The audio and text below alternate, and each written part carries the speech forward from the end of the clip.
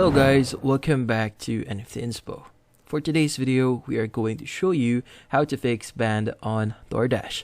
So if you're interested, let's start our tutorial. So if you're wondering how to basically fix the ban status that you receive on your DoorDash account, or how do you actually reactivate your account. So this one is actually pretty simple. I'll be showing you a way for you to do this.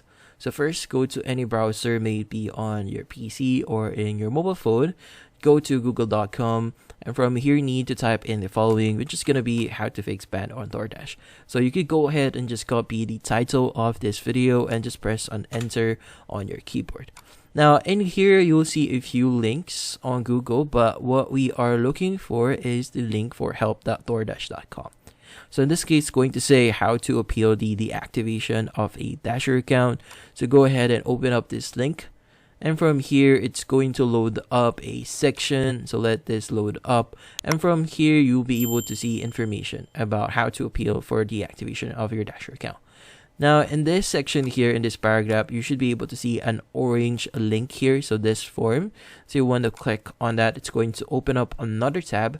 And from here, it's going to give you this form here wherein you need to answer a few things. So it's going to ask you first, what language would you prefer? So English, just click on submit.